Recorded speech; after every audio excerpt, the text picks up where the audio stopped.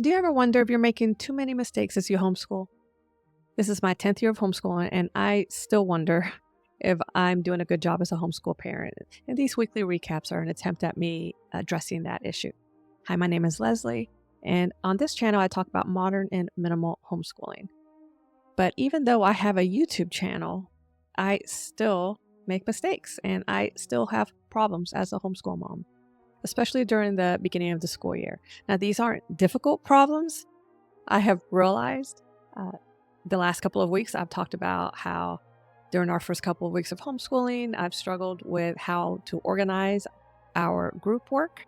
I've talked about how I've been concerned about a book I was reading to my kids and wanting to be sure that they understood that it was biblical historical fiction and not actually what the Bible says. So I've talked about some of these problems that I've had, and I've come up with solutions for those problems because it's not rocket science. I realized as I was watching these videos and thinking about the problems that my real problem was that the emotion I was experiencing during these first couple of weeks of homeschooling, the overwhelm, the stress, the emotion I was dealing with through all of that was obscuring the solutions for me. And if I could just take the time to look at these little problems that I was having without all that emotion, I could quickly identify a solution and move on with life. So, my big epiphany during this first week or first month of homeschooling has been that I need to homeschool like an engineer. Now, if I haven't mentioned it, I have. I am an engineer. I worked for 13 years in the computer industry as a computer engineer and left my career in order to stay home with my children. And I've been homeschooling for the past 9+ years. This is our 10th year. And as an engineer, as someone who has a degree in engineering, I was taught to think a certain way, to analyze a problem or a goal, and with a fact-based and an emotional mindset to look for a solution to the problem or for a way to reach that goal. Especially as I was learning to become a project manager, I took a class about project management. And one of the things that the teacher taught that really stuck with me was the suggestion that we be fact-based and unemotional as we manage these projects. And so I realized that I need to apply the same principle in my homeschool and to sort of be the project manager of our homeschool. A lot of people think of homeschooling in a different way. They'll talk about being the teacher or the principal or the manager of their homeschool. For me, since I'm an engineer, thinking of being a project manager is the language that makes sense to me and helps me to see clearly how I need to move forward in our homeschool. Now, this doesn't mean that I'm going to be unemotional as a mother or as a homeschool parent. That would be sad because there are so many good emotions to be had when it comes to mothering our kids and when it comes to seeing our kids learn something, helping them to learn something, and learning along with them as I'm doing in our history studies. There are a lot of things I'm saying, well, I didn't know that. And that's so fun to be able to do that. So I'm not saying be unemotional as a parent. I'm saying that when it comes to solving problems, I need to be unemotional in that sense, a little bit removed emotionally from the problem so that I can identify the issue and then be unemotional about solving the problems that I have. If I can't be unemotional in that way, then I can't see the solution to the problem. That leaves room for all those good emotions. Because if I'm just going to be emotional in every moment and dealing with my frustration and overwhelm, feel all those negative emotions, I'm not leaving room for the good emotions. I'm not making space for them because I'm too focused on feeling every emotion. Do you see what I'm saying? If I don't look at things that way, then I've found that I end up kind of circling the drain with those negative emotions. I get frustrated, I get overwhelmed, I don't ever solve the problem, so then I keep experiencing the problem over and over and over again, and each time I experience it, I get more frustrated, more overwhelmed. And then all of a sudden, I am so focused on that problem that I'm not enjoying things. I'm not enjoying my children. I'm not enjoying life. I'm not even being content. So for me, this is good language to use to be fact-based and unemotional in identifying and solving problems in my homeschool. And so that's what I'm working on now, is learning how to do that, where I take some time to go sit by myself. I did that today. I was very frustrated um, and overwhelmed by today. It was attitudes in our homeschool, and we had an unexpected appointment to go to. I mean, it was planned for a few days, but I hadn't planned. I should have done a better job of planning when we were going to go to this appointment, because then that meant we had some things squeezed during the day, and that affected everybody's attitudes. So I went and sat outside for a while, and because that's what I like to do. I like to sit outside and look at the trees and listen to the birds, and that helps to calm me and to center me. And that way I was able to look at the problem unemotionally and think about how I was going to come up with a solution, even though I kind of knew what the solution was, which was to remove some activities during certain days. But even though I knew that, when I was in the thick of it, in the thick of the homeschool day and in the emotion of it all, I didn't move forward with that solution. Like, I couldn't even do that. Maybe that's just me. Hopefully you're different. But that's just how I tend to operate. When I feel strong emotion, I focus on it. So let me give you a for example. I think in my last video, I talked about how one of the problems I was dealing with was I felt like we didn't have enough time for fun conversations during our history studies. I'm doing group work with my younger two boys, and I have certain activities planned for that group time. And it turned out something I didn't think about was that some of the books we'd be reading and things we'd be learning, activities we'd be doing, so would spark, since we were in a group, it would spark some conversation. And I feel like those conversations are valuable, and I wanted to have them. However, I had things I needed to do with them, and then I had work I needed to do with their older brother. So I knew I needed to figure out how to make room for those conversations without getting upset. Once I was able to think about it calmly instead of with frustration of, oh no, what am I going to cut out? I realized that I just need to identify the necessary work each day, and then those extra things that aren't necessary, try to fit them in another way if I can. And if not, then that's okay too. Like, I need to wrap my mind and my emotions around that, about being okay with backing away from something I'd planned. One way I realized I could sneak in some learning was, maybe if there were some fun books that I had planned for us to get to and we didn't get to those because I had too much planned, then I would just plan to sneak in those books during a time, maybe when we're at a restaurant waiting for our food or out and about. I would just keep those books in my backpack and pull them out in a situation like that. Maybe if we're at a doctor's appointment and waiting in the waiting room, and just say, hey, I have these books for you guys to look at. Never got around to it. How about we look at those, or look at those on your own? So that's one way that I decided to make room for those conversations during our morning studies, is to remove some of those nice but not necessary materials from that time, and then sneak them into another time when nothing else is really going on. And especially at that time, like if we're at a restaurant, then all of a sudden it doesn't really feel like schoolwork. They're just kind of looking at a fun book, and then we can all talk about it together. So once I was able to remove the emotion from it, stop thinking about my disappointment or my angst with myself of, oh, I planned too much, and kind of beating myself up, that solution presented itself. And I'm pretty happy with it. Things aren't perfect still, but I was proud of myself in a sense that, okay, I was able to not be stressed about this, not beat myself up, and just find a solution to the problem and then move on. If you can relate, hit the like button and follow me for more homeschooling content. But if your biggest problem in your homeschool is this feeling that you're losing yourself as a person, I'm about to share with you how I'm dealing with that, because I think that's a really common problem when you're a homeschooler. This feeling that you're giving so much of yourself that all of a sudden the person that you thought you were doesn't exist anymore. You're just kind of this mom-shaped blob in your home, taking care of the things that need to be taken care of. and no one really cares that you don't feel like you exist even anymore. Maybe that's just me. But that's a feeling I've had at times where I'm just giving and giving and giving, and to the point that it feels like that's just expected of me. And if I stop doing that, I even expect that of myself. So I feel like I can't stop.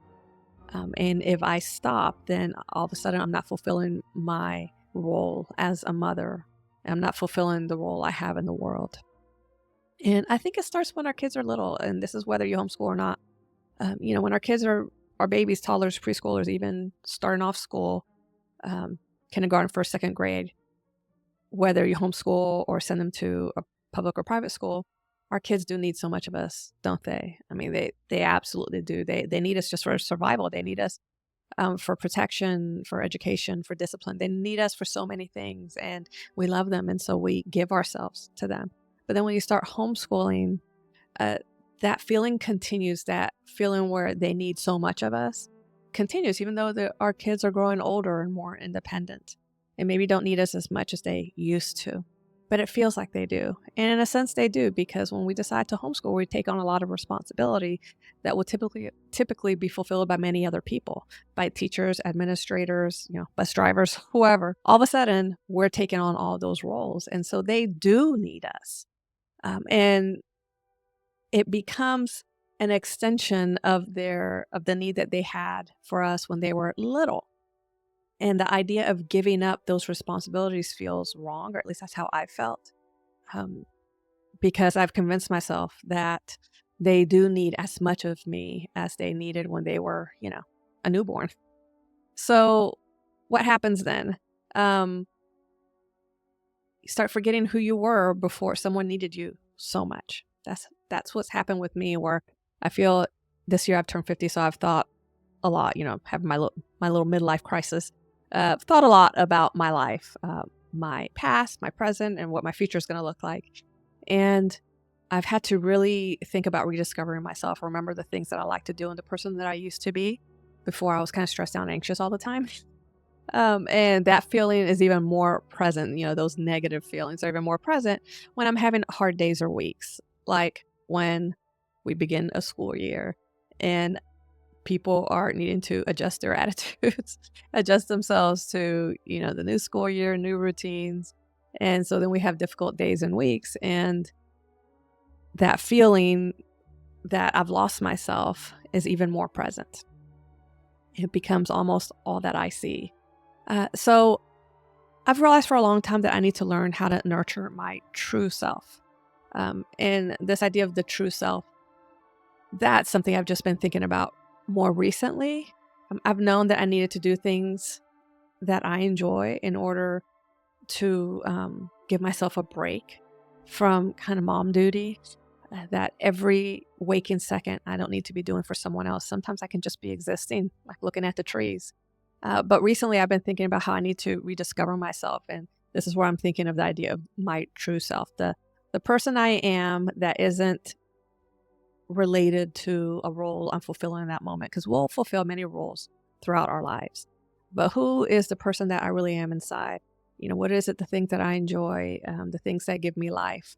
What are the life-giving activities that I can do that makes me feel like myself again? For me, I like to learn things. And so I take courses online. I'm learning about how to create web apps right now that connect with ChatGPT. There are recreational activities to do. Like for me, I like to read, reading for fun. I do read for learning, but reading just for fun, just because I like it. A book that I like that doesn't have to serve any other purpose than just be enjoyed by me. So that kind of thing, the things that I would do whether or not I was a mom. And I'm thankful to be a mom. I've wanted to be a mother since I was 12 years old. And I didn't become a mother until I was in my 30s. So I am thankful to be a mother, and I love my babies so much, even though they're not babies anymore. But I also have to remember that I am a person too. I was somebody's baby. And I am a whole person all by myself, whether or not I'm a mom or a wife or a friend or any of those things. I'm a person all by myself. And so I need to nurture the person I am all by myself, and not just give up the person that I am in order to constantly be serving other people, especially during the difficult days. But what I've realized, like the last couple of weeks, like last week, I had a really hard week. It was a tough week this past week. And there's a lot of drama, a lot of emotions because of adjusting to the new school year and new routines. And that drama led to me not doing the things I need to do to take care of myself, not doing the things I do to nurture myself, because those are the first things to go when I've had a hard day. And I feel like I'm doing the right thing at the moment so that I can deal with situations. But toward the end of the week, I realized that that wasn't the right thing to do. Because instead of me cutting out those life-giving activities for myself in order to deal with situations, and then that solving problems, instead what was happening was I was cutting out those life-giving activities. And then since I was never nurturing those good things in myself, I was feeling worse. I was feeling more frustrated. That well inside each of us that helps us to move forward, it was getting depleted. I had a harder and harder time dealing with difficult situations and difficult moments. And so cutting out those life-giving activities wasn't the solution to that problem. One of the solutions was to take time like I did today. Go outside or do whatever. Like I try to go outside at least 10 minutes a day. The days I don't do that, I realize I've failed myself in that moment. I need to do that because once I'm able to get out there and just alone for a little bit and look at the trees and listen to the birds, after a little while, I feel centered again, and then I can go back into the fray, kind of. Or maybe with a better attitude. Maybe at that point, we all have better attitudes because we've all had a moment. And the rest of the day can be good. We can end the day on a positive note. By the end of the week, I realized that this idea I had of nurturing my true self, while that's still a true thing, that is something I need to do, that's not the way I need to be thinking about it. Because when I'm just thinking, I need to do activities to nurture my true self, well, when things get busy or stressful, those activities go by the wayside, and all of a sudden, I'm not in a good place. So instead, I need to take on mindsets in order to protect my true self. If I'm protecting my true self, I will do those activities. If I'm not protecting my true self, if I don't have that mindset, and if instead I have the mindset of I'm a mom and a homeschool parent, and that comes first above everything, if that's the mindset I have, then I will serve my family until I'm completely depleted and have nothing left, and then I'm not able to do that anymore. I'll hit a wall and not be able to continue. But if I have a mindset to protect my true self, then that well inside me, I can keep it filled. It won't run dry, and that way I'll be able to keep doing the things I want to do in serving my family, my children, and fulfilling whatever roles I have during that season. So what are those mindsets that I can use to protect my true self? One of them is to ask myself, who do I want to be in 1 year? Who's the person that I want to be? Another one is, what do I want to have accomplished in a year? When I think about it like that, that helps me to think about what activities can I do each day to help me reach that goal of being that person, of accomplishing that goal. And if I do those, for me, doing an activity each day that helps me to further myself along that path, it makes me feel good about myself. I feel better, especially if it's something that doesn't have to do with being a mom or a homeschool parent. While those are wonderful things.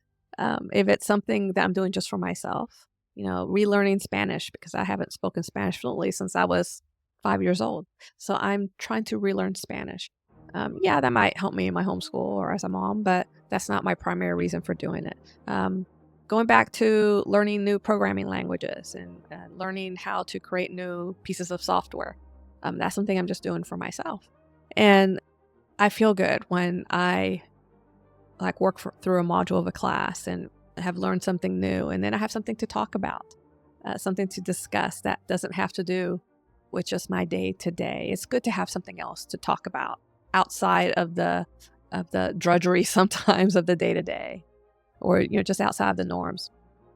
Another mindset I can take on is to think about applying the Pareto principle to my life. And this is something I used to do a lot, to think about what are the 20% of the activities that I do that bring me 80% of the enjoyment in my life, and specifically life-giving activities. Yes, it gives me a lot of satisfaction and joy to um, raise my kids and to teach them, to take care of them, to cook a meal, like all those things. But that's not what I'm talking about. I'm talking about life-giving activities so that I can do those things, so that I have the energy and the emotional energy, physical and emotional energy, in order to take care of my family.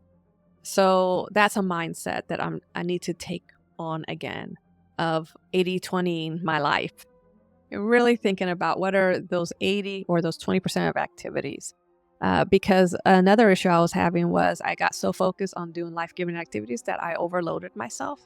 And and then when I went to spend some time on something just for myself, I'd given myself too long of a to-do list to do.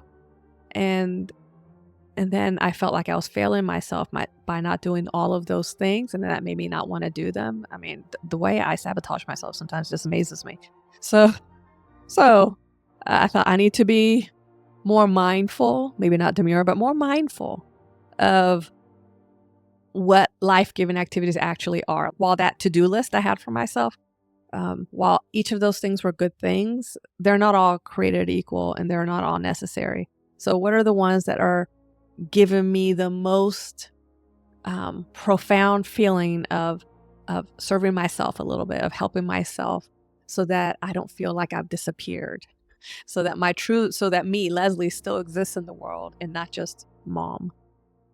So that's something I want to work on more this coming up week, focusing more on what are the actual activities to help me feel like myself, just like a couple that I can focus on. In a month or in 6 months or in a year, I can change those activities if I want to, learn something different, read a different kind of book, whatever, pick up a different hobby. I don't need to do it all at once. I can do just a couple of things now, and still feel replenished each day when I spend a little bit of time doing those activities.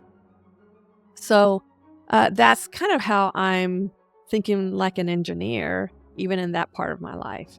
Not just homeschooling like an engineer, but living my life as an engineer, where instead of complaining about a problem and being all caught up in the emotions, instead of doing that, removing myself from the emotions so that I can solve the problem and just respond to the challenges. This is what my therapist recommends, and she's right, to respond to the challenges instead of reacting to them.